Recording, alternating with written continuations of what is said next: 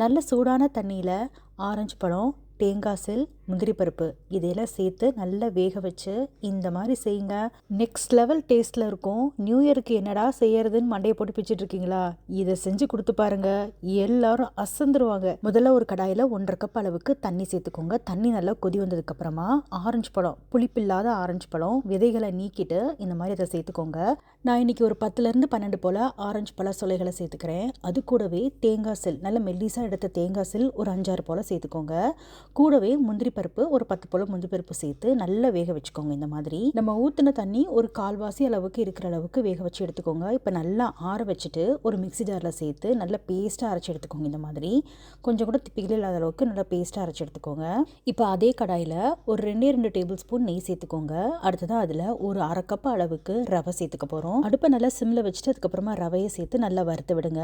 ரவையில் லேசாக ஒரு கலர் மாறணும். லேசாக கலர் மாறினதுக்கு அப்புறமா நம்ம அரைச்ச பேஸ்ட்டை சேர்த்துக்கோங்க.